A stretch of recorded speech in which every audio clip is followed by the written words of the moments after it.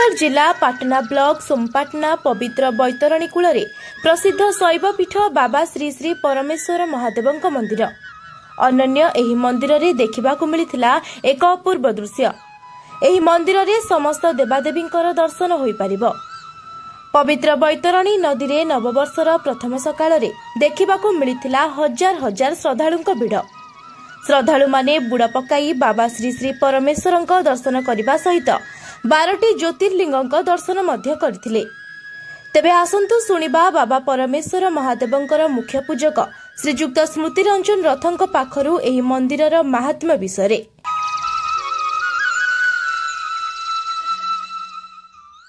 मु श्री स्मृति रंजन रथ परमेश्वर महादेव विजयकर पूजक। जय जगन्नाथ। आज 2025 मसीहा नववर्ष उपलक्षे समस्त ओडिशावासी तथा विश्ववासी मंगल कामना निमित्त प्रभु बाबा जगन्नाथ समस्त कल्याण करंतु।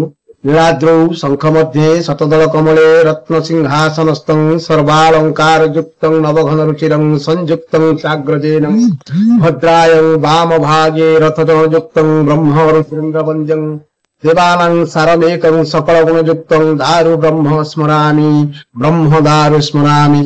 ओम नीलाचल निवासाय नित्याय परमात्मने बलभद्र सुभद्राभ्यां जगन्नाथाय नमः।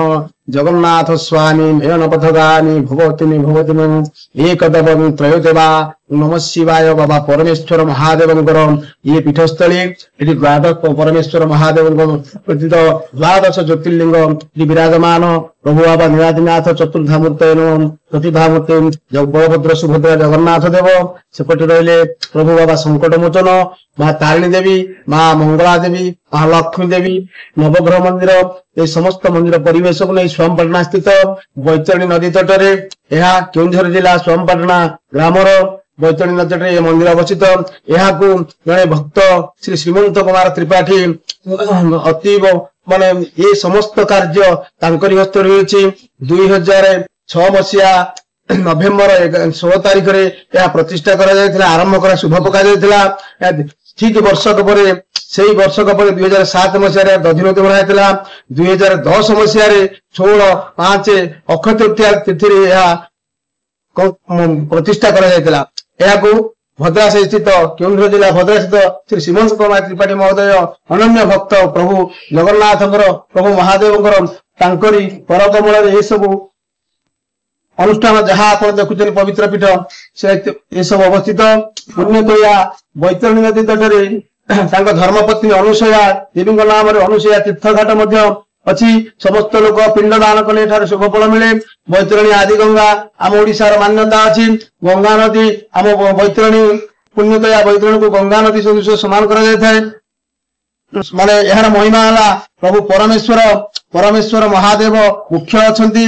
द्वादश ज्योतिर्लिंग सौराष्ट्र सोमनाथ श्रीचल्ली मल्लिकार्जुन उज्जयिना महाकाल ओंकार महेश्वर परल्यां वैद्यनाथं डाकिना भीमशंकर हिमालय परल्यां वैद्यनाथं डाकिना भीमशंकर सेतुबंधे पुराणेशं नागेशं दारुकावने हिमालय केदारं घुष्मेशं शिवालय एतानि ज्योतिर्लिंगानि स्नयप्रथपटेन सप्तजनं कृतं पाप स्मरणेन विनश्यति।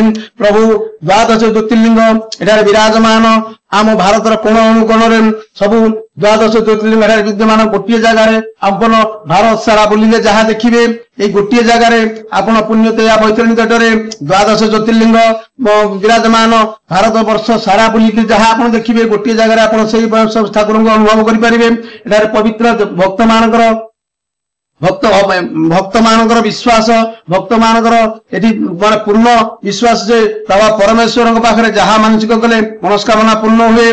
तेणु एरा वार्षिक उत्सव होची अक्षय तृतीया वार्षिक उत्सव करा जाए एवं श्रावण मास काउडिया मानकर पूरा 5-7 स्टेट रो समस्त लोक ये काउडिया भक्त मैंने आसी श्रावण मास बैतरणी नदी पानी उठे जललायित कले मनस्कामना पूर्ण हुए। एपरी प्रभुंकर लीला। ब्यूरो रिपोर्ट स्वतंत्र ओडिशा लाइव।